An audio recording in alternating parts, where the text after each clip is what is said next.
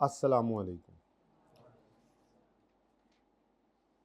Kaif 3 CMA का lecture 1 start करते हैं। ये क्यों इस तरह से कर रहे हैं भाई? क्या हाल है जी आप लोगों का? कॉस्ट एंड मैनेजमेंट अकाउंटिंग का ये पेपर है और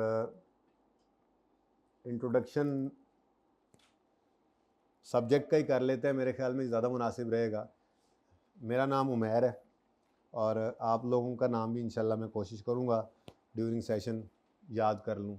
जो 2-4 हो गए, इतने की होते हैं मुझे, ठीक है। तो हम इस तरफ चलते हैं। तो सबसे पहले तो जो चैलेंजेस CMA के अंदर हमें फेस करने पड़ते हैं। अच्छा, वैसे आसान पर्चा है, ठीक है। पर्चा कोई भी मुश्किल नहीं होता, मुश्किल होता है आप लोगों का एटीट्यूड, आप लोग कितना को पास होने की नीयत से आए हुए हैं, ठीक है ना। तो वही जो है ना वो डिसाइड करता है आपके पास फेल होने की रेशो को। बहरहाल जो चैलेंजेस नॉर्मली बच्चों को फेस करने पड़ते हैं, मैंने यहाँ पे 3-4 पॉइंट्स लिखे हुए हैं। चैलेंजेस से ज़्यादा भी हो सकते हैं, लेकिन मोटिव ये मसाइल हैं। इसमें सबसे पहला तो यही है कि हमारा जो सिलेबस है CMA का वो काफ़ी लेंथी है। अब इसका हल क्या है कि हम जो इम्पोर्टेंट टॉपिक्स हैं उन पे ज़्यादा टाइम लगा रहे होंगे। होता भी ऐसे ही है हमेशा, ये तो लिखने की बात थी, वरना होता भी ऐसे ही है। हाँ, जो कम इम्पोर्टेंट टॉपिक्स हैं उनको हम छोड़ देंगे ना। हाँ, जो छोड़ेंगे वो लाजमी आएगा, ये तो आपको भी अब पता लग गया होगा, ठीक है। ऐसा कुछ तजर्बा हुआ? FAR 1 कितने बच्चों ने दिया? FAR 1। अच्छा, कोई ऐसा बच्चा जिसने कोई टॉपिक चॉइस में छोड़ा हो और वो आ गया हो? कोई है ऐसा बच्चा? कोई एक्सपीरियंस शेयर करें। कॉन्सेप्चुअल फ्रेमवर्क छोड़ दिया था, 6 नंबर का सवाल आया, सुभान अल्लाह। 5 का 6 का? 6 का आया, सुभान अल्लाह। हालांकि मैंने बोला था बच्चों को कि 5 से 7 नंबर पूछता है इसमें से। और जी, और अपना एक्सपीरियंस शेयर करे। कोई और छोड़ के गए हो टॉपिक? कोई तो होंगे यार, मान नहीं रहे हैं। जरूर हैं। क्या तुमने कोई छोड़ा था टॉपिक? NPO थोड़ा ढीला किया हो हैं भाई यार, आ गया 2-3 दफ़ा हैं, पेपर अच्छा हो गया फिर। भाई आपने FAR 1 का पेपर दिया है इस दफ़ा? नहीं दिया? आ जाओ फिर। अच्छा, तो भाई लेंथ है सिलेबस की ज़्यादा, और ये मसला आपका नहीं है, ठीक है, ये मसला मेरा है। तो इसको इंशाल्लाह जो है वो मैं फोकस कर लूँगा। जो इंपॉर्टेंट टॉपिक्स हैं उन पे ज़्यादा टाइम लगाएंगे हम इंशाल्लाह, और जो कम इंपॉर्टेंट हैं उन पे कम टाइम लगाएंगे। लेकिन ये आपने नहीं डिसाइड करना, क्योंकि जो आपने छोड़ दिया वो भाई की तरह से और भी बच्चे बैठे होंगे, ऐसे मसले मसाइल उनके साथ हो चुके हैं, मान नहीं रहे वो लोग, ऐसा मसला होता है। और फिर ज़्यादा बड़ा मसला पता है क्या होता है? आप एक टॉपिक जो है आपने उसको अच्छा किया, मुनासिब किया, इंपॉर्टेंट नहीं था, मुनासिब कर लिया, बहुत अच्छा नहीं किया था, उसमें से सवाल आ गया। नॉर्मली ऐसे टॉपिक में सवाल आता भी है तो बहुत एक्स्ट्राऑर्डिनरी सवाल होता भी नहीं है, अच्छा सवाल होता है बस। तो जिसने वो बराबर सराबर किया होता है वो उसको अच्छा अटैम्प्ट कर लेता है। खुदा ना खास्ता अगर कोई छोड़ कर गया है तो सिर्फ वो सवाल देखने के बाद होश उड़ जाते हैं, ठीक है ना।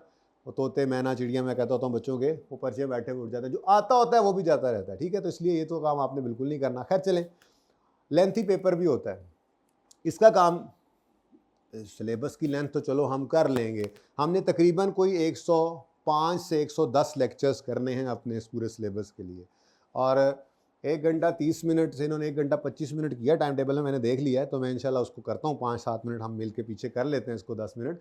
तो हम 1.5 घंटा रोज़ पढ़ेंगे, कोशिश करेंगे छुट्टी ना करें, और 110 के आसपास प्लस माइनस 1-2 लेक्चर्स हो सकते हैं, इसमें हम इंशाल्लाह इसको कवर कर लेंगे कंफर्टेबली, कोई मसला नहीं है। बस कोशिश ये करेंगे कि हम छुट्टी ना करें, ठीक है ना। आप लोग छुट्टी करके बैठ जाएं तो मैंने कहा दीवारों को पढ़ाना है, इसलिए हम छुट्टी नहीं करेंगे इंशाल्लाह। हम इंशाल्लाह अपने आराम से करते करते इसको, अपने सिलेबस को 110 के आसपास लेक्चर्स के अंदर कवर कर लेंगे। होपफुली इंशाल्लाह 31 जनवरी तक ख़त्म हो भी जाएगा, पहले दिन ही कह रहा हूँ, अल्लाह खैर करेगा, ठीक है। सब कुछ खैर खैरियत से रहा, बहरहाल इंसान भी उनको मसला मसाइल ना हो जाए। बहरहाल प्लान के मुताबिक लास्ट टाइम छुट्टियों के बावजूद भी 31 जुलाई को हमारा सिलेबस 2-3 दिन प्लस माइनस के साथ हो गया था।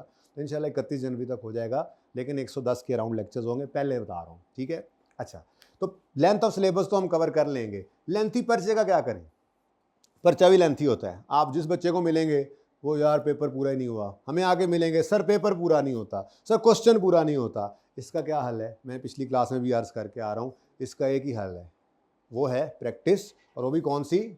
Time restricted, time bound practice करनी है आपको। अगर 10 नंबर का एक सवाल, 10 मार्क्स का एक सवाल आया है, ठीक है जी, तो आपके लिए क्या है? 1.8, ठीक है। क्योंकि अब बच्चे ज़्यादातर ऐसे हैं जो कैफ से गुजर चुके हैं इसलिए उनको इस बात का पता है, लेकिन जो पीआरसी से आए हैं उनके लिए बहुत इंपॉर्टेंट बात है। यहाँ पर आपको पर्चा हल करने के लिए 3 घंटे मिलते हैं और एडिशनल 15 मिनट आपको रीडिंग के भी मिलते हैं। तो जो 3 घंटे आपको पर्चा हल करने के लिए मिलते हैं उसके अंदर 180 मिनट होते हैं और 100 नंबर का पर्चा होता है, तो एक नंबर के हिस्से में 1.8 मिनट आते हैं। ठीक है, तो आपने ज़िंदगी में कोई भी सवाल करना है तो उसको इस अप्रोच से करना है, सिर्फ पर्चे में नहीं पहली बार करना। पर्चे में पहली बार करने से ये नहीं आप कर सकेंगे कि आप इसको 18 मिनट में कर लें। आपकी आदत होनी चाहिए, रूटीन होनी चाहिए। आप होमवर्क वाला कोई सवाल लेंगे, टेस्ट में कोई सवाल करेंगे, ज़िंदगी में कोई भी सवाल आप करेंगे, किसी भी सब्जेक्ट करें, मेरा तो मशवरा यही है। लेकिन अकाउंटिंग वालों में तो ये बहुत ज़्यादा ज़रूरी है। आपने मार्क्स को देखना है, 1.8 से मल्टीप्लाई करना है, घर बैठे हुए होमवर्क करते हुए, प्रैक्टिस क्वेश्चन करते हुए रोज़ाना ये काम करेंगे तो पर्चे में जाके ये चीज़ मैनेज होगी। लेंथ ऑफ पेपर इसके अलावा किसी भी तरह से आपकी मैनेज नहीं हो सकती। बहुत सादा सी बात है। और अगर ये काम आप नहीं कर रहे होंगे, सिर्फ टेस्ट में भी नहीं करना कि चलो हफ्ते में एक टेस्ट, कुछ बच्चे होते हैं हफ्ते में एक टेस्ट होता है उसमें कर रहे होते हैं, लेकिन वैसे रूटीन में नहीं कर रहे होते, उनको भी मसला आ रहा होता है। आखिरी महीने में जाके कहते हैं सर सवाल पूरा नहीं होता, सर जो गिवन टाइम आप जैसे मार्क्स इंटू 1.8 करके कहते हैं वो, अच्छा प्रैक्टिस हो भी जाए ना पूरा फिर भी नहीं होता। अक्सर क्या होता है 18 मिनट बनते हैं ना, 20 मिनट 22 मिनट लग रहे होते हैं। ये कोई मसला नहीं है, किसी पर्चे के अंदर किसी सवाल में मिनट ऊपर लग जाते हैं तो 5-4 मिनट किसी एक आधे में बच भी जाते हैं, मैनेज हो जाता है। 90 प्लस हो ही जाता है, 90-95 मार्क्स का पर्चा तो हो ही जाता है अगर इस तरह से चलें आप, और वो सेफ जोन है। 85 प्लस 90 तक चले जाएं तो वो सेफ जोन हो जाता है, आप काफ़ी हद तक पासिंग की तरफ चले जाते हैं इसमें। ठीक है, तो मार्क्स इंटू 1.8 करना है आपने।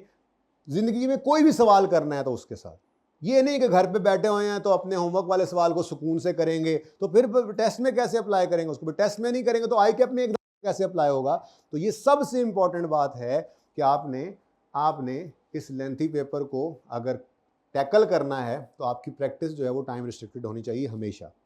कोई भी सवाल आपको होमवर्क के अंदर मिले, क्लास में आपको मैं कहूँ ये सवाल करें, आप टेस्ट में सवाल कर रहे हो, आपकी एक आदत बन जानी चाहिए ये वाली। ठीक है, ओके। अच्छा जी, मैथ तो आप लोग पढ़ के ही आए होंगे। क्यूएम किसी एग्जाम थी? क्यूएम एग्जाम्प्ट वाले, क्यूएम किसी की एग्जाम्प्ट है? किसी की भी नहीं, माशाल्लाह। मेरी तरह ये सारे नहीं रियाजी। चलें कोई बात नहीं, क्यूएम वाली रियाजी को छोड़ें, 5वीं 6ठी 7वीं तो सभी पढ़ के आए होंगे। अब उतनी को मैथ चाहिए हमें इसके अंदर। ठीक है, तो आपने बेसिकली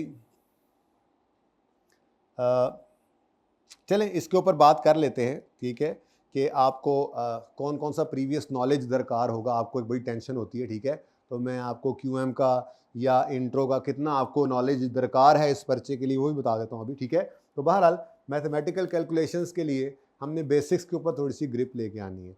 मैं आज आपको बेसिक्स से स्टार्ट करवाऊँगा। बेसिक्स आपका कोई चैप्टर नहीं है आई कैप का, ठीक है, लेकिन इन बेसिक्स के बगैर आप कोई चैप्टर कर भी नहीं सकते क्योंकि ये बेसिक्स आपकी हर चैप्टर के अंदर हैं।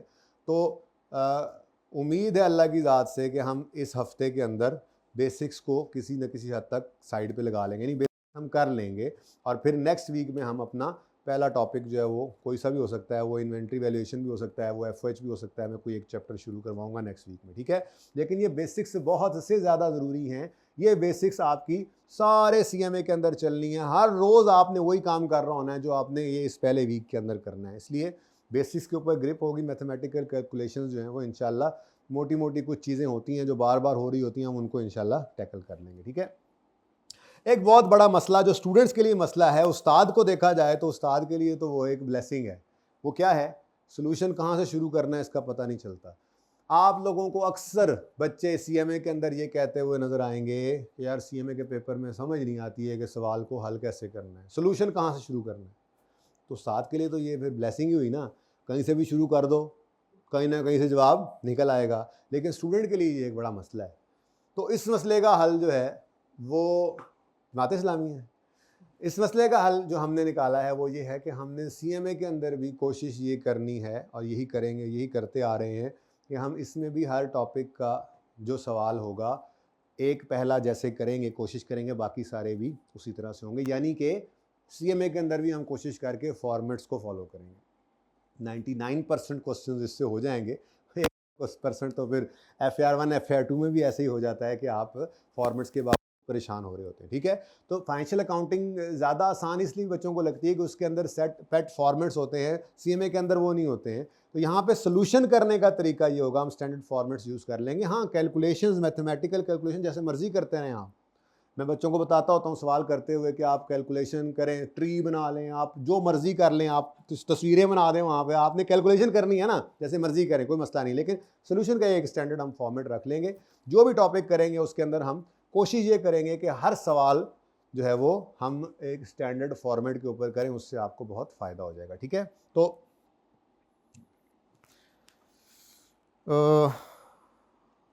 ठीक है, ऐसे ही ठीक है, ऐसे ही कर लेते हैं, ठीक है। तो अब थोड़ी सी बातें मैं कर लूँगा आगे जाके इसके ऊपर कि क्या आपकी जो है वो बेसिक्स कौन सी हैं। तो बहरहाल फ़िलहाल लेंथ ऑफ सिलेबस मेरे ज़िम्मे, लेंथी पेपर आपके ज़िम्मे।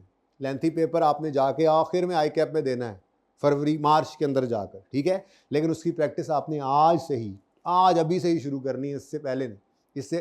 इससे बाद में लेके जाएंगे तो फिर गड़बड़ हो जाएगी, ठीक है।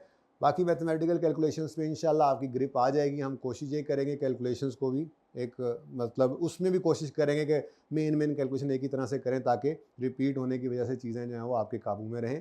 और स्टार्टिंग पॉइंट सोल्यूशन का कौन सा हो, ये मसला हल करने के लिए हम स्टैंडर्ड फॉर्मेट्स को यूज़ करेंगे, ठीक है। अच्छा जी, ये कुछ चैलेंजेस थे जो आपके सीएमए के अंदर आपको भुगतना पड़ जाते हैं नॉर्मली, ठीक है। बाकी सिलेबस जैसा कि आपको अभी भी अदनान साहब को FR2 का वो बनाया था ना, तो अदनान साहब ने कहा कि ये टीचिंग आवर्स तो आईकेप वाले हैं। मैंने कहा सर मैं तो ये लिखता इसलिए हूँ कि आईकेप का सिलेबस उठाया है ताकि बच्चों को पता लगे कि ये सिलेबस ही है, लेकिन ये लिख कर यहाँ पे काट देता हूँ कि इसके ऊपर ना जाए, ठीक है। ये तो आईकेप ने अपने आवर्स लिखे हैं, हमारे आवर्स तो हमारे हिसाब से ही होंगे ना, ठीक है। तो तकरीबन 1.5 घंटे की एक क्लास होगी और तकरीबन 110 के आसपास लेक्चर्स होंगे, तो आप अंदाज़ा लगा लें कितने आवर्स लगने हैं। तो ये आवर्स आप छोड़ें, आवर्स हमारे अपने होंगे, ठीक है। हाँ, आपके लिए इंपॉर्टेंट ये है, यहाँ पे भी आईकैप ने इस पूरे सिलेबस को 3 ग्रिड्स के अंदर बांटा हुआ है, ठीक है। तो इनको 1 बाय 1 देखते हैं हम, ठीक है। सबसे पहली ग्रिड जो है, इसमें वैसे बेसिक्स ऑफ अकाउंटिंग में आप देखें तो मैंने कोई चैप्टर नंबर नहीं डाला हुआ, ठीक है। स्टडी रिसोर्स क्या यूज़ करना है वो मैं बता देता हूँ, ठीक है ना। फिलहाल ये चैप्टर नंबर्स जो है, ये चैप्टर नंबर्स आईकैप की स्टडी टेक्स्ट के हिसाब से हैं और इन्हीं चैप्टर नंबर्स को ही मैंने नोट्स के अंदर भी रखा हुआ है, चैप्टर नंबर वही होंगे, ठीक है ना। तो बेसिक्स ऑफ अकाउंटिंग का कोई चैप्टर है नहीं, बेसिक्स ऑफ अकाउंटिंग का चैप्टर कोई नहीं आएगा किताब के अंदर, लेकिन ये बहरहाल एक ज़रूरी चीज़ है। जो हैंड आउट आपको मिला हो सकता है इसमें भी मैं कोई आगे जाके 2-4 चीज़ें और ऐड करवाने का सोच लूँ इस दफ़ा, एक बात है, ठीक है, क्योंकि आपकी बेसिक्स जितनी स्ट्रांग होंगी आप उतने ही आगे बेहतर चलते रहेंगे, ठीक है। बहरहाल यहाँ से आपके चैप्टर स्टार्ट होते हैं। Inventory valuation, accounting for overheads, ABC, labour costing, cost one production, job order, service costing और मार्जिनल एब्जॉर्प्शन कॉस्टिंग। इस ग्रेड की जो वेटेज है वो 35 से 45 मार्क्स की, लेकिन नॉर्मली इस ग्रेड के अंदर आईकैप जो है वो अपनी लोअर साइड के ऊपर ही नज़र आ रहा है। मैंने ये सारा आपके लिए जो है वो आगे ट्रेंड बनाया हुआ है, उसको हम इंशाल्लाह देख लेते हैं, ठीक है। बहरहाल इसमें हम नॉर्मली ये पहले स्टार्ट करते हैं ओवरहेड्स और ABC। ये ABC भी ये ABC कह रहा हूँ मैं इसको, एक्टिविटी बेस्ड कॉस्टिंग को, ये भी ओवरहेड्स का ही चैप्टर है बेसिकली, चैप्टर अलग अलग हैं, अप्रोचेज हैं, ठीक है। उसके बाद लेबर कॉस्टिंग है, कॉस्ट वन प्रोडक्शन है, कोई भी चीज़ छोड़नी नहीं। मैं अभी आपको ट्रेंड दिखाता हूँ, जैसे मिसाल के तौर पे job order and service costing जो है ये काफ़ी अरसे से नहीं आ रहा था, बच्चों ने इसको लिफ्ट कराना छोड़ दी, पिछली से पिछली टाइम में उन्होंने 15-16 नंबर का सवाल दे दिया। तो ये तो आप पक्की बात है, आप जिसको छोड़ के बैठे हुए हैं ना, ये तो इंपॉर्टेंट है, नहीं है, ये नहीं आता है, तो ये नहीं आता है, आईकैप भी देख रहा होता है कि बच्चा देख रहा है कि ये नहीं आता है, छोड़ा हुआ है, तो आईकैप उसी को टेस्ट करता है। जैसे ABC कॉस्टिंग है, कुछ अरसे से नहीं आ रहा था, पिछली अटैम्प्ट के अंदर आ गया, पिछली जो गुजरी है, ठीक है। बच्चों को कह के भेजा था इस दफ़ा, मार्जिनल एब्जॉर्प्शन जो है इंपॉर्टेंट है, नहीं आया हुआ तो अब उसने टेस्ट कर लिया, ठीक है। बहरहाल इस बार पेपर निस्बतन थोड़ा बराबर सराबर था, मतलब पास होने वाला था। उससे पहले 2 अटैम्प्ट में तो आईकैप ने खूब गुस्सा निकाला इस पर्चे के अंदर, खास तौर पे पिछली अटैम्प्ट के अंदर। लेकिन खैर हमें इससे क्या, हमें इससे बिल्कुल भी घबराना नहीं है कि पर्चा कैसा आता है, हमें तो ये देखना है कि हमने पास कैसे होना है, जैसा भी पर्चा है तो वो हम इंशाल्लाह सीखेंगे, ठीक है।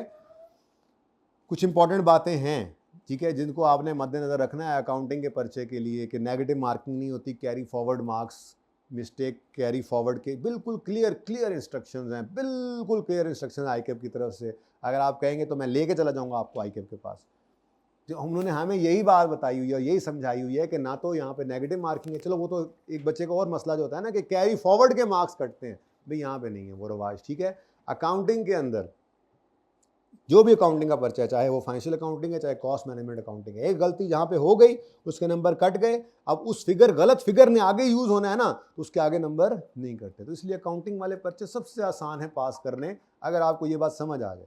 ये कैसे समझ आएगी, कैसे समझ आएगी? ये पर्चे में बैठ के पहली बार कैसे समझ आएगी? ये नहीं, पहले समझ नहीं आएगी। आपको जो वीकली टेस्ट आपका लिया जाएगा उसमें टेस्ट मुश्किल होगा, थोड़ा सा टफ होगा, थोड़ा समझ नहीं आ रही होगी, वहाँ पे जो बच्चा जो समझ में आए वो करेगा। अब फिर उसको टेस्ट को चेक करने के लिए कोशिश यही है कि थोड़ा क्वालिटी उसकी बेहतर की जाए, क्वालिफाइड लोग हों या फाइनलिस्ट हों, उनसे चेक करवाया जाए। इसी अप्रोच के ऊपर जैसे आई के अपने गाइड किया उनको ट्रेन करके, ताकि आपको पता लगे कि हाँ सवाल तो पूरा नहीं आता था, हाँ उस्ताद कहता था कि जहाँ समझ ना आए वो फिगर अज्यूम करके आगे चले जाना, हमने ऐसा ही किया था टेस्ट के अंदर तो हमारे नंबर आए थे। पर्चे में पहली बार ये कॉन्फिडेंस आपको नहीं आ सकता अगर आपने उसको टेस्ट में ट्राई नहीं किया हुआ, ठीक है ना। खैर चलें, तो ये ग्रिड है आपकी जी। उसके बाद कॉस्ट फ्लो की ये जो ग्रिड है, इसमें चैप्टर्स तो कम है लेकिन इसकी वेटेज काफ़ी है, ठीक है। इसकी वेटेज है 20 से 30 नंबरों की, और इसके अंदर आपके प्रोसेस कॉस्टिंग है, joint and by product costing है। ये 8 और 9 चैप्टर जो है ये भी हम इकट्ठा ही पढ़ते हैं, बेसिकली ये एक ही टॉपिक समझ लें, हम इसको इकट्ठा ही पढ़ा करते हैं, ठीक है। और स्टैंडर्ड कॉस्टिंग वेरिएंस एनालिसिस जो है ये 2 चैप्टर्स हैं आई कैप के, इनको भी इकट्ठा ही पढ़ा जाता है, इनको इकट्ठा पढ़ते होते हैं, ठीक है। और एक टारगेट कॉस्टिंग है। टारगेट कॉस्टिंग भी कभी नहीं आया था, इस दफ़ा उसने इसको फिर थोड़ा सा पूछ लिया, ठीक है, कि ज़रा बच्चे जो है वो भूल रहे हैं कि शायद ये भी सिलेबस से ही निकल गया, शायद ऐसी कोई बात नहीं, ठीक है। तो जो छोड़ के जाएंगे इंशाल्लाह वो तो ज़रूर आएगा। तो जब आपको सब करवाया जाए तो आपने सब करना है। फोकस मैं खुद करूंगा, जिस पे ज़्यादा करना है और जिस पे कम करना है वो मैं खुद कर लूँगा। इतना काम हर टॉपिक का लाजमी होता है कि उसमें से सवाल आ जाए तो वो आप हल कर सकें, ठीक है। उसके बाद सबसे इंपॉर्टेंट ये ग्रेड है 30 से 40 नंबर की, ठीक है, जिसको डिसीजन मेकिंग, मशहूर ज़माना डिसीजन मेकिंग कहा जाता है। तो इसमें ये नॉर्मली हायर साइड के ऊपर ही रहता है अपनी ग्रेड में, ठीक है जी। ये सारा कुछ अभी आपको दिखाता हूँ। इसके अंदर इन्वेंट्री मैनेजमेंट है। आई कैप तकरीबन 2 सवाल इसमें से देता आ रहा है पिछली 3-4 अटैम्प्ट में से। पिछली अटैम्प्ट में थोड़ा सा इसके ऊपर ध्यान कम दिया था, लेकिन इस अटैम्प्ट में फिर उसके तकरीबन 2 सवाल इसी इन्वेंट्री मैनेजमेंट में से आए हुए थे, ठीक है। सीवीपी एनालिसिस 1-2 अटैम्प्ट उसने एक आधी अटैम्प्ट मिस कर देता है, लेकिन इस दफ़ा उसने अटैम्प्ट में सीवीपी एनालिसिस का सवाल भी किया हुआ है, ठीक है, आपसे। और फिर रेलेवेंट कॉस्टिंग बहुत इंपॉर्टेंट चैप्टर, डिसीजन मेकिंग की यही बुनियाद होती है और डिसीजन मेकिंग टेक्निक्स हैं। तो ये डिसीजन मेकिंग का पोर्शन कहलाता है सारा, ठीक है। इसके अंदर आपके बेसिकली ये 4 ही पोर्शंस हैं, ठीक है, जिनसे डिसीजन मेकिंग मिलकर बनती है। अच्छा, एक बड़ी अहम बात जो करना भूल गया, ठीक है, वो अहम बात क्या है, आपके क्वेश्चंस जो हैं इसमें से कितने आते हैं, तो 9 क्वेश्चंस आते हैं आपके टोटल पेपर के अंदर, 9 सवाल आते हैं। कितने सवाल जी? ये सब पेपर्स में ऐसा ही है। अभी मैं FAR 1 को पहली क्लास के अंदर ये बता के आ रहा हूँ कि भी 9 सवाल आते हैं, ठीक है। उन 9 सवालों में से 6 सवाल जो होते हैं वो शॉर्ट क्वेश्चंस होते हैं, 6 शॉर्ट क्वेश्चंस लिख देते हैं ऐसे, ठीक है, 6 शॉर्ट क्वेश्चंस। FAR 2 में भी ऐसे ही है, ठीक है। 6 शॉर्ट क्वेश्चंस होंगे जो कि मैक्सिमम अप टू 10 मार्क्स के होंगे, मैक्सिमम अप टू 10 मार्क्स।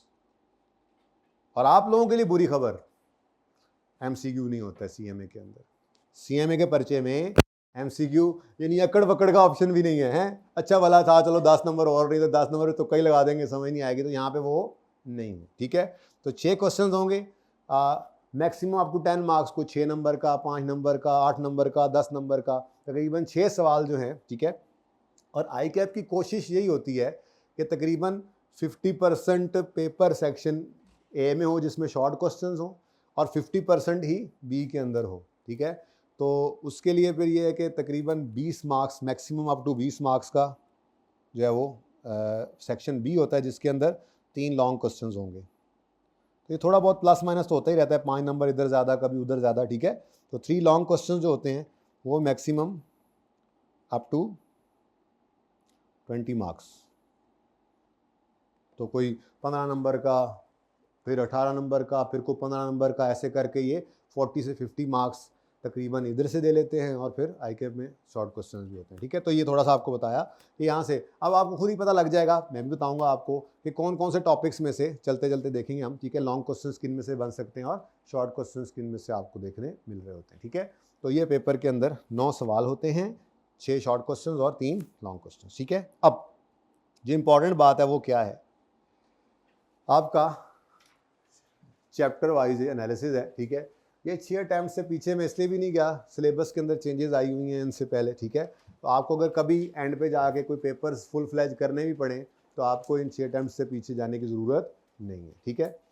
जब कैफ 8 हुआ करता था तो उसका लेवल भी डिफरेंट होता था, क्योंकि कैफ 8 का मतलब होता था कैफ का आखिरी पर्चा, जो कि अब स्टार्ट में आ गया थोड़ा सा, ठीक है ना। तो जाहिर है उस वक्त, लेकिन हम ये नहीं कि हम वो सवाल करेंगे नहीं, हम सवाल वो सारे करेंगे जो कैफ 8 के अंदर आते थे। हमने पास पेपर्स को ही फोकस करना है और मैं तकरीबन बच्चों को सारे पास पेपर्स ही करवा देता हूँ, ठीक है। वो इल्ला माशाल्लाह को 1-2 बच जाएँ, टेस्ट में देने के लिए रखा और मिस हो गया, ऐसा को मिस हो जाए तो हो जाए, वरना हम पास पेपर सारे ही कर लेते हैं। उसका फ़ायदा ये है कि हम कैफ 8 वाले लेवल की तैयारी कर लेते हैं, तो पर्चे में अगर उससे आसान भी आ जाए तो हमारे लिए फिर वो ज़रा सहूलत ही रहती है, ठीक है ना। सही है। तो ज़रा आप पैटर्न चेक करें, तो ये जो पहली ग्रेड है 35 से 45 नंबर की, इसमें अगर आप गौर करें तो आई कैप अपनी लोअर साइड के ऊपर यहाँ पर ऑपरेट कर रहा है, जैसे मैंने आपको बताया 35 से 45 की ग्रेड है। इसके अंदर इन्वेंट्री वैल्यूएशन का जो चैप्टर है वो पिछली 3 अटैम्प्ट से आ रहा था, इस दफ़ा इन्वेंट्री वैल्यूएशन मिस हुआ है। तो जो मिस हो जाए आने वाला टॉपिक है वो तो और भी इंपॉर्टेंट हो जाता है, ठीक है। और जो आप छोड़ेंगे जी ये मिस होगा, वो भी लाजमी आता है, छोड़ना कुछ नहीं है, बार बार कह रहा हूँ। ओवरहेड्स का चैप्टर है, ठीक है, इसमें एक अटैम्प्ट मिस हुई थी, उसके बाद ये भी रेगुलरली टेस्ट होने वाला है। मैं ये पैटर्न दिखाने के बाद आपको कुछ important topics, most important topics, less important topics बताऊंगा। लेकिन आप ये लिखने के बावजूद आप देखेंगे जब हम सिलेबस कर रहे होंगे तो हम सारी चीज़ों को उस वक्त नहीं देख रहे होंगे कि कोई इंपॉर्टेंट क्या है या इंपॉर्टेंट क्या नहीं है। बस वो फिर मेरी तरफ से स्ट्रेस ज़्यादा या कम वो आपको पता नहीं चलेगा। ये मेरा मसला है, आपका मसला नहीं है, कौन सी चीज़ इंपॉर्टेंट है, कौन सी चीज़ कम इंपॉर्टेंट है, ठीक है। तो एक्टिविटी बेस्ड कॉस्टिंग, ये इसके बारे में कह रहा था मैं, चेक करो। ये दोनों बेसिकली ये ओवरहेड्स, ये भी एक ओवरहेड्स के ही एक टेक्निक है, ओवरहेड्स की एब्जॉर्ब करवाने की एक टेक्निक है, ठीक है। तो ये नहीं आ रहा था, नहीं आ रहा था, नहीं आ रहा था, नहीं आ रहा था, बच्चों ने पिछले टाइम में कहा नहीं आ रहा, आ गया। सवाल बड़ा आसान था, अच्छा रिजल्ट भी अच्छा 40% से ऊपर आया था पिछली बार, ठीक है। सवाल बहुत आसान था, लेकिन बच्चों ने चूंकि इसको चॉइस में छोड़ा हुआ था तो फिर इसका नाम देखकर जो पर्चा आता था, और सवाल इतना आसान था कि अगर ये सिर्फ 2-3 सवाल भी किए होते ना उन्होंने क्लास के अंदर, जितना को उस्ताद कहते हैं यार एक सवाल भी कराया, वो भी कर लिया होता ध्यान से, तो वो सवाल अटेम्प्ट हो सकता था। लेकिन नहीं, तो छोड़ के जाना तो फिर रिस्क है, ठीक है। खैर इस दफ़ा ये नहीं आया। उसके बाद लेबर कॉस्टिंग अगर आप देखें तो ये भी इंपॉर्टेंट टॉपिक्स में से है, एक बार मिस हुआ उसके बाद ये भी रेगुलरली आ रहा है। कॉस्ट वन प्रोडक्शन एक ऐसा ही टॉपिक है जिसको बच्चों ने सोचा था ये हम तकरीबन, क्योंकि इसके अंदर जर्नल एंट्रीज होती हैं और प्रोसेस कॉस्टिंग जब हम कर लेते हैं towards the end of syllabus, जब 100 के आसपास लेक्चर होते हैं, 100 से ऊपर जब चले जाते हैं, तो ये एंड पे आने वाले टॉपिक्स में से एक टॉपिक है। 2 दिन इसमें लगते हैं, कॉस्ट लोन प्रोडक्शन और जॉब ऑर्डर कॉस्टिंग पे 2 दिन बच्चे प्रैक्टिस करते हुए, तीसरा दिन, वैसे तो मैं 2 दिन सोचता होता हूँ, बच्चे ही डिसाइड करते हैं, अगली फीडबैक उनका होता है ना, प्रैक्टिस करते हुए 1 दिन ऊपर भी लग जाता है। लेकिन बहुत छोटा सा टॉपिक है, आसान भी बहुत है, ठीक है। लेकिन मसला क्या हुआ होगा, देखो, और ये नहीं आता, बच्चे करते हैं ऐसे, ये नहीं आता, ये नहीं आता, ये चलता आ रहा था कि आ गया, और आया भी कितने नंबर का, तो छोड़ना कुछ भी नहीं है, मैं बार बार कह रहा हूँ, ठीक है। उसके बाद मार्जिनल एब्जॉर्प्शन कॉस्टिंग है, ठीक है जी, 3 अटैम्प्ट से मिस हो रहा था। इस दफ़ा बच्चों को कह के भेजा था मैंने, भाई मार्जिनल एब्जॉर्प्शन इंपॉर्टेंट है, प्रॉफिट स्टेटमेंट बनवाएगा, बहुत अरसे से नहीं आई हुई, तो वैसा ही हुआ, ठीक है। और आया भी कितने नंबर का, खैर से 19 नंबर, ठीक है। तो बहरहाल अगेन अपनी ग्रिड के लोअर साइड के ऊपर है आई कैप इसमें, ठीक है। तो इसमें से कुछ चैप्टर्स जो हैं वो इम्पॉर्टेंट हैं और कुछ लेस इम्पॉर्टेंट हैं। बहुत ज़्यादा इम्पॉर्टेंट वाले चैप्टर्स में शायद इनमें से मैं किसी को भी ना डाल सकूं कि कभी भी अटैम्प्ट मिस नहीं हुई, लेकिन इंपॉर्टेंट तो बहरहाल हैं, आप देख रहे हैं इनकी फ्रीक्वेंसी, ठीक है। दूसरा जो आपका पोर्शन है ये देखने में छोटा, लेकिन अच्छा, टाइम में आपको बताता हूँ कितना कितना लगाएंगे, ठीक है। अब इसके अंदर 20 से 30 नंबर की ये ग्रिड है, लेकिन इसको आसान मैं इसलिए कहता हूँ क्योंकि ये एक टॉपिक है, 2 चैप्टर्स हैं, एक टॉपिक है, प्रोसेस कॉस्टिंग है, और फिर उसी के ही साथ जॉइंट बाय प्रोडक्ट हम करेंगे, ठीक है। तकरीबन भाई जाग के तरह देखना, तकरीबन 12 से 13 दिन इस पर कम से कम लगते हैं, इससे ज़्यादा लग जाए तो 14 दिन लग जाएंगे, ठीक है। ऐसे ही स्टैंडर्ड कॉस्टिंग वेरिएंस एनालिसिस 10 से 12 दिन इस पर भी लग जाते हैं, यानी कि मिला जुला के कोई 25 दिन इन दो पे लगते हैं। टारगेट कॉस्टिंग ये हम शुरू में ही कर लेते होते हैं क्योंकि ये ज़रा बुनियाद बनाने में हेल्प करता है, तो 3-4 दिन में ये हो जाता है, ठीक है। तो मिला जुला के इसमें कोई 30 दिन लग जाएंगे। इस टोटल इसके अंदर 3 टॉपिक से देखा जाए तो, ठीक है, और इसकी वेटेज 20 से 30 नंबर की। अब अगर इसकी वेटेज वैसे देखें, प्रोसेस कॉस्टिंग रेगुलरली आने वाला टॉपिक है। आपको कैसे रेगुलर कहाँ है? ओ भाई ये देखो, ये अगर देखो ना, ये असल में प्रोसेस अकाउंट बनवाए या joint by process costing, joint by product costing, ये इकट्ठा भी कर लेता होता है। एक ही देखें सवाल के अंदर ये 2 पार्ट्स के साथ है क्योंकि ये एक ही जैसी चीज़ है, ठीक है। वरना रूटीन क्या चल रही है, जब ये पूछ लिया बड़ा सवाल, ये नहीं पूछा था तो अगली बार इस तरफ आ गया, ये नहीं पूछा, फिर अगली बार इस तरफ आ गया, फिर ये नहीं पूछा। लेकिन इस दफ़ा बच्चों को एक्सपेक्टेशन बताई जाती है, लेकिन पहले ये अच्छे तरीके से करवाया जाता है, फिर बताया जाता है एंड पे कि एक्सपेक्टेशन क्या है। हो सकता है जी इस दफ़ा वो इस तरफ चला जाए, लेकिन जो बच्चा इसको छोड़ के चला जाएगा उसके साथ ये भी हो सकता है, ठीक है। तो इसलिए तैयार रहना है आपने। अगर कोई चीज़ चॉइस में छोड़ें तो फिर प्रोविजन रखें, फीस अगली दफ़ा की भी साइड पे रखें जो आपने एग्जाम की देनी होगी, ठीक है। Anyways, standard costing variance analysis बहुत रेगुलरली आ रहा था, 8 number, 19 number, 8 number, 10 number, 15 number. इस दफ़ा सरप्राइज़ मिला है बच्चों को, ठीक है। इस दफ़ा कोई सवाल इसमें से नहीं आया क्योंकि वो जो टारगेट कॉस्टिंग बच्चे भूले पड़े थे, वही हुआ जिसका डर था वो आ गया, ठीक है। तो बहरहाल अगेन अपनी वेटेज के अंदर ही है, ये 25 नंबर का अपने ग्रेड में ही रहा आई कैप, लेकिन ये सरप्राइज बच्चों को जरूर मिला, ठीक है। ये तो एक्सपेक्टेशन थी, एक्सपेक्टेशन के मुताबिक आया। This wasn't expected at all. बच्चों ने टारगेट कॉस्टिंग बहरहाल करवाया तो जाता ही है, बच्चों ने जोर इसी पे, स्टैंडर्ड कॉस्टिंग एक मुश्किल टॉपिक है, बच्चा बड़ा जोर लगाता है, टुवर्ड्स द एंड जाके हो रहा होता है, आखिरी महीने के अंदर वैसे ही बच्चे का दिमाग कितना तेज चल रहा होता है, बहुत तैयारी करके गए थे बच्चे, ठीक है। कोई बात नहीं, इधरों आ गया, ठीक है। बहरहाल इट हैपन्स। और सबसे इंपॉर्टेंट एरिया जिसको डिसीजन मेकिंग कहा जाता है, इसमें आई कैप अपनी हायर साइड के ऊपर ही ऑपरेट कर रहा है, अगर आप गौर फरमाएं तो, ठीक है। इसमें इन्वेंट्री मैनेजमेंट जो है ये पिछली अटैम्प्ट मिस हो गई थी, वरना आप देखें रेगुलरली इसको टेस्ट कर रहा है। 8 नंबर का आया, फिर ये 2 सवाल 18 नंबर के, फिर 2 सवाल 14 नंबर के, 2 सवाल 16 नंबर के। इस बार मैंने ज़रा ऐसे करके लिख दिया, अभी कल बना रहा था तो 2 सवाल आए हैं और 14 नंबर के। तो ये मोस्ट इंपॉर्टेंट टॉपिक्स के अंदर फॉल करता है, अच्छी वेटेज है इसकी, ठीक है। उसके बाद सीवीपी एनालिसिस, मतलब आ भी रहा था, फिर मिस भी हुआ, फिर आ गया, मिस हुआ, इस बार फिर आ गया। लेकिन ये नहीं कहना कि मिस, अब अगली मिस होगा, इधर देखो 2 दफ़ा भी आया हुआ है, ठीक है। तो आई कैप भी ऐसे छेड़खानियाँ आपसे करता है। चॉइस तो बिल्कुल ज़िंदगी से निकाल देना, छोड़ के कुछ भी नहीं जाना। और सीवीपी एनालिसिस एक ऐसा टॉपिक है जो डिसीजन मेकिंग के अंदर बच्चों को थोड़ा सा मसला करता है, क्योंकि इसके अंदर मैथमेटिक्स है, ठीक है। थोड़ा मैथमेटिक्स बच्चों को तंग करती है, लेकिन इंशाल्लाह तंग नहीं करेगी अगर आप रोज़ आते रहेंगे तो। रेलेवेंट कॉस्टिंग प्रिंसिपल्स, मैं कह रहा था बड़ा ही इंपॉर्टेंट टॉपिक है, बड़ा ही इंपॉर्टेंट टॉपिक है, एक ही बार आया हुआ है।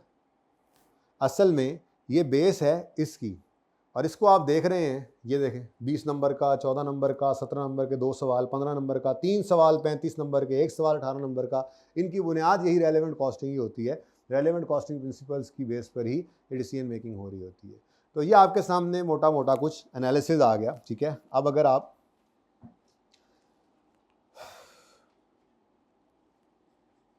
इम्पोर्टेंस की बात करें तो, अच्छा ये एक सेक्शन ए के अंदर होता है जी, और ये सेक्शन बी। अब मैं कुछ टॉपिक्स आपको वैसे बता रहा हूँ, आज मैंने पढ़ाना नहीं है आपको, ऐसे गपशप के लिए आपको बुलाया है, ठीक है ना। आज बस आपको ये बताऊँगा, और इंशाल्लाह 10-15 मिनट बच गए तो फिर कुछ पढ़ा भी दूंगा। बहुत इंपॉर्टेंट है ये बातें देखना, सीखना, सोचना, ठीक है। सीएमए के अंदर आप लोगों को बहुत सारे इस तरह के सवाल होते हैं, कुछ है नहीं, बस चीज़ों को थोड़ा समराइज़ करने की ज़रूरत है। आपने रोज़ बस तशरीफ़ लेके आते रहना है, और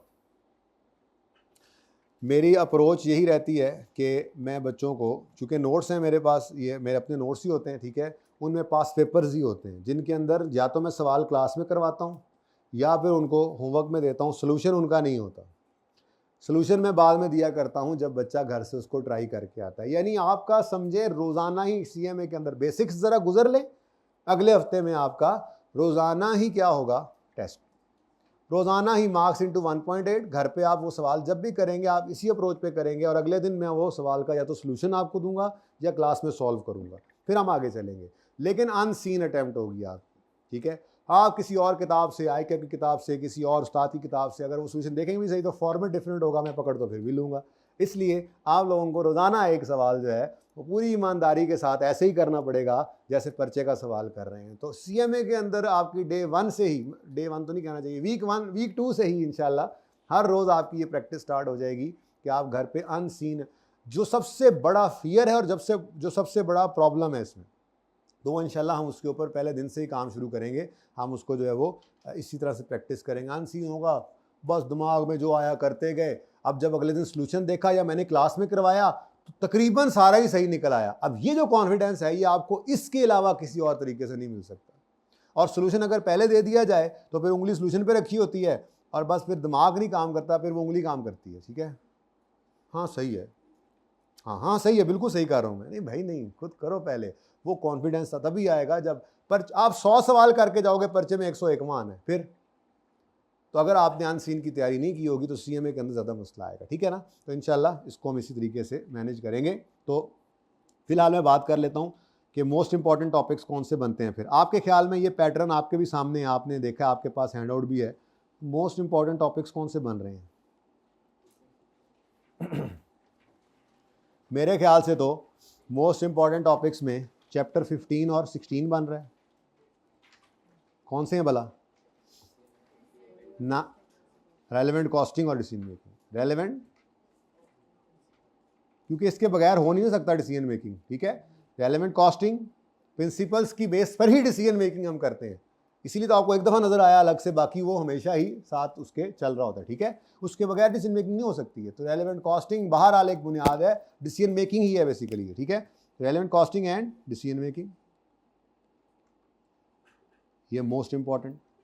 उसके बाद चैप्टर 8 और 9 भी मेरे ख्याल से, क्योंकि वो भी देख लें, कोई ऐसी अटैम्प्ट तो नहीं है कि जिसमें मिस हुआ हो। ये प्रोसेस कॉस्टिंग वाला 14 number, 16 number, 20 number, 16 number, 15 number, 15 number, कह सकते हैं इसको मोस्ट इंपॉर्टेंट कि ना कहूँ? कह लूँ, इजाज़त है, बड़ी मेहरबानी। चैप्टर केड़ा केड़ा सी? 8 एंड 9 प्रोसेस कॉस्टिंग हो गई। आपके अंदर शौक पैदा कर रहा हूँ कि कुछ भी नहीं है, चीज़ें आइडेंटिफाई करो, मेहनत करो, ये पेपर पास होने के लिए ही है इंशाल्लाह। सबसे इजी यही पास होगा इंशाल्लाह आपका।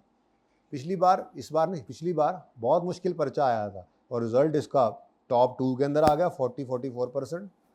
शायद ICAP ने भी थोड़ी सी माफ़ी दी होगी, लेकिन बहरहाल पास वही हुए थे जो कुछ करते रहे। कुछ करते रहना है। मैंने पिछली क्लास में शेर सुनाया ना, चलने वाले निकल गए, जो ठहरे ज़रा कुचल गए। तो बाकी आपकी मर्जी है। प्रोसेस कॉस्टिंग और joint and byproduct. Joint and by, ये क्या होता है सर, ये क्या चीज़ें हैं? वो थोड़ा थोड़ा टाइम थोड़ा ही लगाना है। क्या मैंने अर्ज़ किया, तकरीबन 12 से 15 दिन लग जाते हैं इस पर। अब एक चीज़ 12 से 15 दिन में जाके समझ आनी है तो पहले दिन तो सिर्फ नाम ही लिख सकता हूँ ना। ठीक है, लेकिन ये आपका, मैं कह सकता हूँ कि ये आपके one of the favourite topics ये होगा आपका, जब आपको समझ आ जाएगी। पहले 3-4 दिन बाद, पहले 3-4 दिन होश नहीं ना आता किसी भी टॉपिक में, उसके बाद जब समझ आ जाएगी तो आप कहोगे हाँ ये है वो टॉपिक, ये है वो टॉपिक जो इंशाल्लाह मुझे 70-80% मार्क्स दे देगा, जैसा भी सवाल आए। इसमें भी हम पेट फॉर्मेट के ऊपर ही चलेंगे। लेजर्स बनने, असल में ना इसमें जाके लेजर्स बनने लग जाते हैं। वही लेजर्स, डेबिट, क्रेडिट आपको नज़र आता है, आप फिर पागल हो जाते हैं उसको देखें, हैं अकाउंटेंट्स, मुंशी, तो चैप्टर 8-9 हो गया। उसके बाद मेरे हिसाब से चैप्टर नंबर 2 इन्वेंट्री मैनेजमेंट। देखें इन्वेंट्री मैनेजमेंट को भी क्यों मैं कह रहा हूँ मोस्ट इंपॉर्टेंट। सिर्फ एक अटैम्प्ट मिस हुई है, इस वजह से मैं इसकी इंपॉर्टेंस को तो नहीं ना अब जो है वो कम कर सकता। आप देख लें 8 नंबर, फिर 18, 14, 16, 2-2 सवाल इसके अंदर से पूछ रहा है, तो ये भी one of the most important. आप बाकी इंपॉर्टेंट में रख लेते हैं, ठीक है, और इंपॉर्टेंट की लाइन बहुत लंबी है क्योंकि बाकी सारे इंपॉर्टेंट है मैं समझता हूँ, लेकिन चलें फिर भी कुछ मैं लेस इंपॉर्टेंट में लिखूंगा, लेकिन आपको नजर आएगा लेस इंपॉर्टेंट वही हैं जो इस दफ़ा भी छेड़े गए और पिछली बार भी छेड़े गए।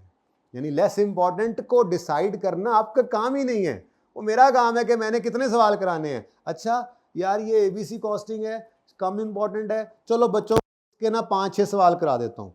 FY ज़्यादा इंपॉर्टेंट है, चलो इसके 15-20 करवा देता हूँ। ये मेरा मसला होगा ना, आपका मसला नहीं है, ठीक है ना। ओके, इंपॉर्टेंट टॉपिक्स में मेरे हिसाब से standard costing, variance analysis important है। ज़रा मार्क्स की वजह से थोड़ा सा मैं इसको नीचे ले आया हूँ, मार्क्स थोड़े कम भी थे, एक आध बार ज़्यादा भी आए हैं, लेकिन बहरहाल मिस भी हुआ है एक दफ़ा, बाकी बड़े नंबर भी हैं। बहरहाल standard costing, variance analysis chapter कौन सा है? 11 एंड 12 स्टैंडर्ड कॉस्टिंग एंड, या ये लिख के ले आता वैसे में, इतना टाइम लग रहा है आज। अच्छा भला बेसिक्स में कुछ आपको करवा देना था, करवा फिर भी दूंगा, टेंशन ना लो। ज़रा अभी मेरा पेन सही नहीं चल रहा आज, ना ही हमारे पास स्टॉक में जो पेन पड़े हुए थे सरदनान मेरे पास वो चल रहे थे, तो बहरहाल गुजारा करें आज। समझ तो आ रहा है ना क्या लिखा हुआ? क्या मतलब राइटिंग नहीं सही मेरी? तुम ये कहना चाह रहे हो?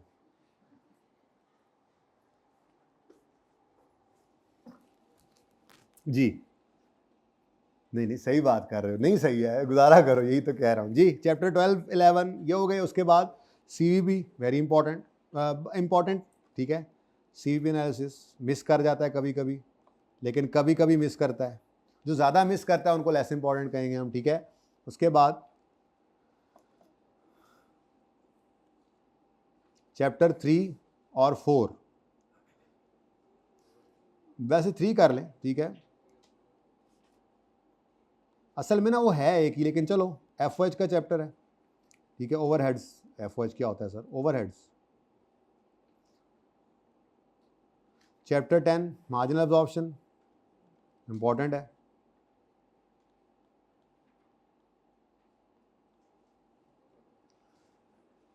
मैं तो समझता हूँ कि इन्वेंट्री वैल्यूएशन भी अब इंपॉर्टेंट है। कौन सा चैप्टर है? इन्वेंट्री वैल्यूएशन 1 है, इन्वेंट्री वैल्यूएशन, क्योंकि काफ़ी रेगुलर पूछ रहा है, इस दफ़ा छोड़ गया। अब आपके टाइम में फिर ये मेरे हिसाब से तो टॉप के अंदर आ जाना चाहिए, टॉप प्रायोरिटी के अंदर आई कैप की। उसके बाद लेबर कॉस्टिंग, बिल्कुल सही कह रहे हैं। कौन सा चैप्टर है? 5 लेबर कॉस्टिंग, ठीक है जी। तो ये ऐसे चैप्टर्स हैं जो काफ़ी आ रहे हैं, थोड़ा शॉर्ट क्वेश्चंस की तरफ हैं, थोड़े मार्क्स कम हैं, लेकिन रेगुलरली आ ज़रूर रहे हैं। उसके बाद कुछ लेस इम्पॉर्टेंट हैं। देखो मैंने लफ्ज़ इम्पॉर्टेंट की जान नहीं छोड़ी, मैं इसको फिर भी क्या कह रहा हूँ, इम्पॉर्टेंट है, ज़रा कम इम्पॉर्टेंट है, लेस इम्पॉर्टेंट है, ठीक है। उनमें कौन कौन से हैं जी? चैप्टर नंबर ये FOH इसका 4 ABC costing, activity based costing इसको कहते हैं, ठीक है जी, एक्टिविटी बेस्ड कॉस्टिंग। उसके बाद 6 और ये कौन से हैं वाला? कॉस्ट फ्लो इन प्रोडक्शन और जॉब ऑर्डर कॉस्टिंग।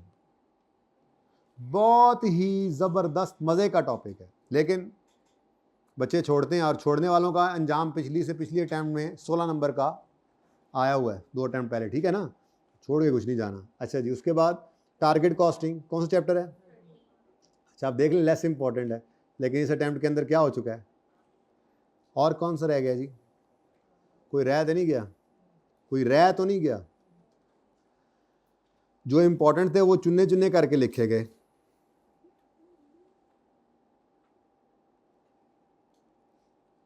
चलो जी, तो अब इसमें ना बच्चों ऐसा भी है, हमारा टाइम ही इन्हीं पर ज़्यादा लग रहा होगा। जैसे आपकी जो डिसीजन मेकिंग है, अच्छा मैंने जिनको मोस्ट इंपॉर्टेंट कहा है, सर वैसे क्यों मोस्ट इंपॉर्टेंट कहा है? Decision making, process costing, joint by inventory management, in 3 topics को ज़रा देखते हैं, इनमें कितने मार्क्स बनते हैं। फॉर इंस्टेंस मैं ये अटैम्प्ट पकड़ता हूँ, ये देखो 14, 8, CV को छोड़ दें 20, ये 3 बोले हैं ना मैंने, कितने नंबर बने? 42। चलो आगे चलते हैं ज़रा, 8 और 8 16, 18, 14, ज़रा चेक करें। 48, नेक्स्ट 20, 14, 17, हाँ जी 51। यानी कि ये मोस्ट इंपॉर्टेंट टॉपिक्स ऐसे हैं कि हर अटेम्प्ट में तकरीबन 50 नंबर, 45 से 50 नंबर, ऐसे नहीं मोस्ट इंपॉर्टेंट कहा इनको, तो थोड़ा देखना पड़ता है इन चीज़ों को जी। देखें 15, ओ सारा कुछ गड़बड़ हो गया, लेकिन फिर भी 50 नंबर है। फिर इस दफ़ा क्या हुआ, प्रोसेस कॉस्टिंग में से आया है ना, हाँ ये प्रोसेस कौन जा 15, हाँ जी बता दें, ये 9 और 5 14 होते हैं, 40, तो इसलिए मोस्ट इंपॉर्टेंट है। तो बात समझ आ रही है थोड़ी सी।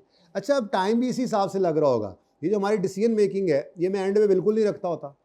ये तकरीबन कोई 1 हफ्ता बेसिक्स पे लगेगा, उसके बाद फिर थोड़ा सा आपके साथ जो है वो छोटे छोटे मैचेस आपको खिलाऊंगा, FOH खिला दूंगा, ABC खिला दूंगा, फिर टारगेट कॉस्टिंग करा के उसके बाद फिर हम मूव कर जाते हैं नॉर्मली ये 4-5 टॉपिक्स के, यानी कि तकरीबन कोई 1 महीना आपको थोड़ा सा रवां करके ना, आपको थोड़ा सा वो कहते हैं विसा के मारना, पंजाबी में कहते हैं ना।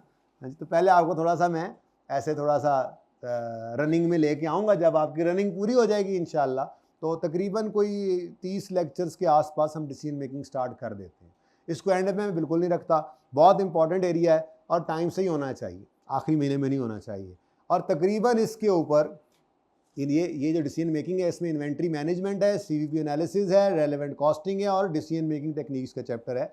ये जो 4 चैप्टर्स हैं, यानी ये एरिया डिसीजन मेकिंग का, तकरीबन मेरे 45 लेक्चर्स इस पे लगते हैं, ऑलमोस्ट 45 लेक्चर्स। फिर इसी तरह से यहाँ पर मैंने आपको बताया कि ये तकरीबन कोई तकरीबन 30 लेक्चर्स इस एरिया पे लग जाते हैं, ठीक है, 30 से 35 लेक्चर्स, ठीक है। तो बाकी क्या बच गया, बाकी फिर 25 से 30 लेक्चर्स ही बचते हैं, ठीक है। तो ये तकरीबन कोई 110 के आसपास जाके हम बमुश्किल इनको ख़त्म कर पाते हैं। तो इनमें से स्टार्ट के अंदर इन्वेंट्री वैल्यूएशन में करवा दूंगा, ओवरहेड्स, ABC, लेबर कॉस्टिंग में नॉर्मली छोड़ देता होता हूँ, कॉस्ट फ्लो एंड पर छोड़ते हैं, मार्जिनल एब्जॉर्प्शन ये भी शायद पहले करवा दूँ, ठीक है। उसके बाद फिर डिसीजन मेकिंग की तरफ हम मूव कर जाएंगे, ओके, ठीक है ना। चल अच्छा, अब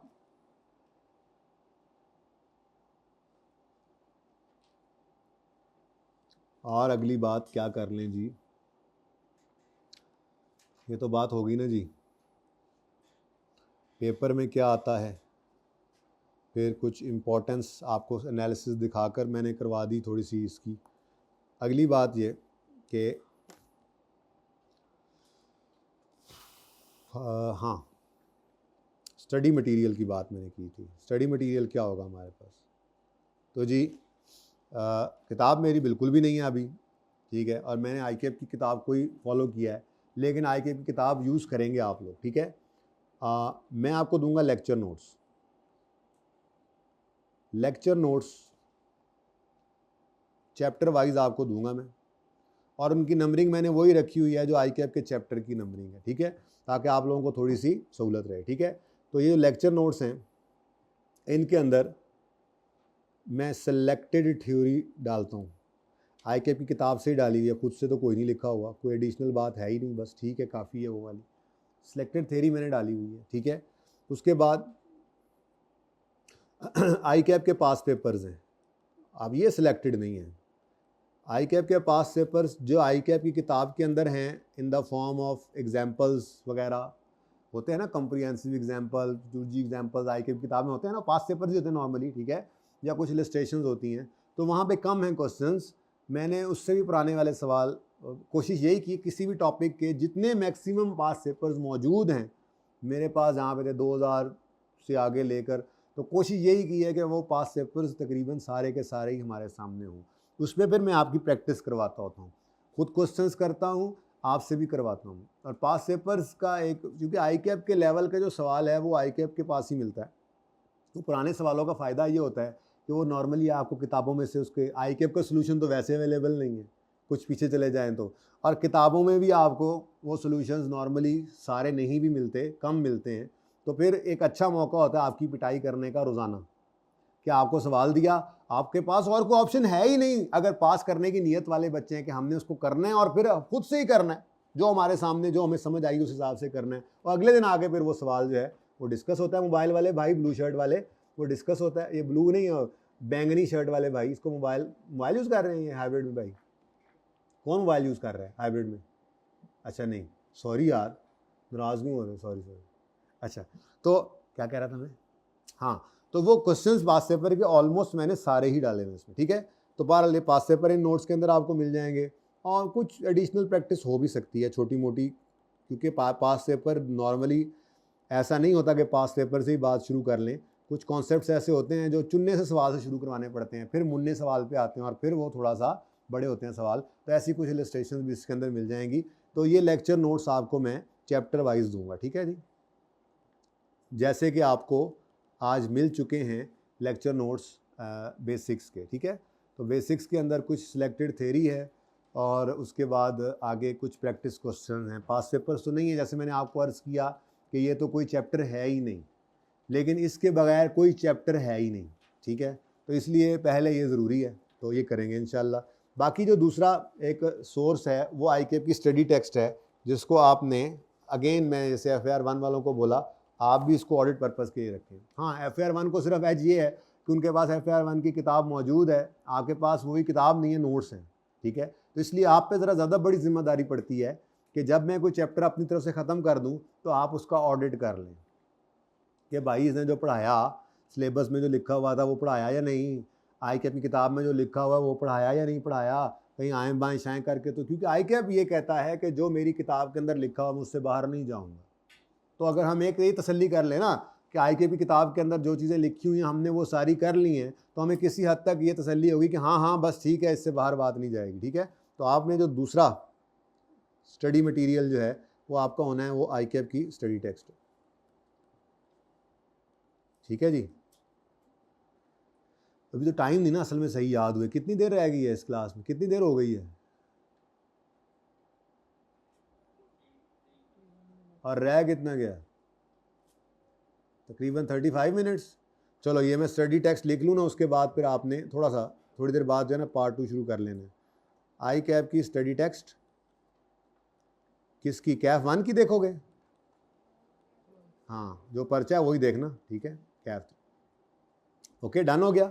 तो ये किस लिए आपने रखनी है, ये ऑडिट पर्पज़ के लिए रखनी है। इसमें जो सवाल है आपको नज़र आएगा वो सवाल हमने सारे करने। हाँ, सोल्यूशन माजरत के साथ उसका एंड आंसर तो सेम हो सकता है, लेकिन फॉर्मेट वो होगा। ये ना मैं पाबंद कर सकता हूँ खुद को, ना आपको कोई किताब लगेगी, लेकिन हम इतना ज़रूर कर लेंगे कि हम हर सवाल एक तरीके से कर रहे होंगे। ये थोड़ा सा हमारा चेंज होगा, ठीक है ना। हमारे अपने हिसाब से फॉर्मेट्स होंगे, उस हिसाब से हम चलते रहेंगे। लेकिन आपने जब चैप्टर एंड हो जाए, पूरा मेरी तरफ से अगला चैप्टर का ऐलान हो जाए, तो आपने फिर एक बार बैठ के, और उससे मुझे भी फ़ायदा होगा। मैं कोई ये नहीं कह रहा, मैं कोई दावा कर रहा हूँ निकाल के दिखाओ कोई चीज़, नहीं भाई नहीं।